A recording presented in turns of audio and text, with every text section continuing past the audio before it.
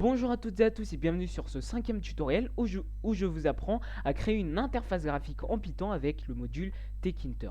Alors c'est un tutoriel d'ordiroutier.rf.gd, je vous invite à aller dans la description pour découvrir d'autres tutoriels d'ordiroutier.rf.gd. Alors, alors, comme vous pouvez le remarquer, j'ai changé de système d'exploitation. Donc maintenant, je suis sous Linux parce que quand je tourne des vidéos sur Windows, eh bien, ça crache tout le temps, vu que mon PC est assez vieux et pourri et donc ne supporte pas trop Windows. Donc, je suis sur Linux. Normalement, ça devrait moins ramer. Alors, donc aujourd'hui, eh bien, je vais vous apprendre à créer une entrée d'utilisateur, c'est-à-dire la classe entry de Tkinter. Eh bien, en fait, à quoi ça va servir? Ça va tout simplement servir à récupérer une donnée de l'utilisateur. Par exemple, si l'utilisateur dans la zone d'entrée, il tape par exemple bonjour, et par exemple, on peut récupérer ce truc, on va dire ce truc, en cliquant sur un bouton et il va effectuer certaines actions. Par exemple, eh bien, ça peut être par exemple tout simplement un petit formulaire avec votre mot de passe. Vous validez et il va vérifier si votre mot de passe est correct ou euh, quoi que ce soit. Donc voilà. Alors maintenant, ce qu'on va faire, c'est qu'on va créer d'abord une variable.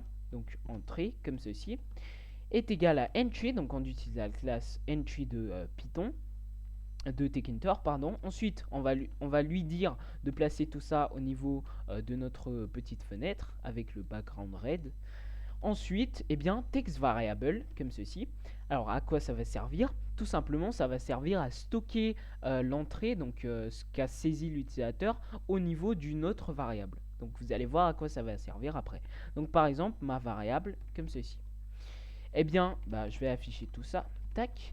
Eh bien, on va créer notre variable ma variable. Donc, ma variable sera égale à string var. Pourquoi? Eh bien, tout simplement parce que on va stocker une chaîne de caractères au niveau de la variable ma variable. Parce que l'utilisateur aura entré une chaîne de caractères au niveau de entry. Donc, ça, c'est logique. Ensuite, ce qu'on va faire, c'est mettre un label pour ensuite peut-être modifier ce label avec ce que l'utilisateur aura tapé. Donc, on va créer un label comme ceci, est égal à label, voilà, et fenêtre, donc on le place au niveau de la fenêtre comme d'habitude, et le texte, eh bien ça sera par exemple texte modifiable, comme ceci. Ensuite, eh bien on n'oublie pas de afficher ce petit label comme ceci. Et enfin, eh bien on va mettre un bouton, donc button, fenêtre. Donc tout ça, je l'ai déjà expliqué dans les autres vidéos. Et ensuite, comme commande, eh bien, je vais par exemple mettre une commande function, comme ceci. Alors voilà. Et comme texte, par exemple, je sais pas, valider, comme ceci. Voilà, donc là on est bon. On va juste venir afficher notre bouton et c'est parfait. Ensuite, ce qu'on va faire, c'est qu'on va utiliser donc la fonction function, comme ceci. Donc def function, comme ça. Et ensuite, ici, eh bien, on va lui dire de modifier notre label par la saisie, donc par la chaîne de caractères, donc string var, que l'utilisateur aura tapé et qu'on aura stocké dans la variable ma variable.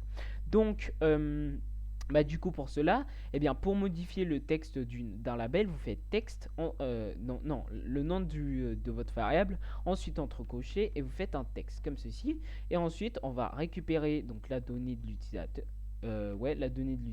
Et donc par un get. Donc là, fonction get, le mot-clé get, donc ma variable get. Normalement, si je lance mon programme, eh bien, ça devrait fonctionner. Donc là, voilà. Donc là, j'ai validé, donc il a effacé le texte parce que je n'ai rien écrit du tout. Si je dis par exemple, abonnez-vous, non, allez sur ordiroutier.rf.gd, voilà, comme ceci, un peu de pub, ça fait plaisir. Non, je déconne. Donc, valider, tac, et aller sur ordiroutier.rf.gd. Par exemple, salut à tous. Lâchez un like.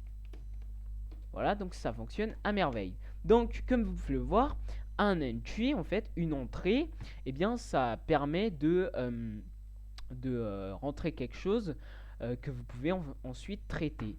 Donc je vais vous expliquer juste vite fait ce code. Et bien là, en fait, quand on clique sur le bouton valider, eh bien il va lancer la commande function. Donc là, on a défini la fonction function ici. Et on lui dit de modifier le texte, donc label texte de notre label qui se trouve juste au-dessus de notre entry, donc entrée et on lui dit de modifier ce texte par la variable maVariable, c'est-à-dire cette variable qui stocke une chaîne de caractères qui correspond en fait à l'entrée de l'utilisateur, vu qu'ici on a mis texte variable maVariable, donc va correspondre à cette variable. Et bien avec get, un accesseur qui va permettre d'accéder à notre valeur.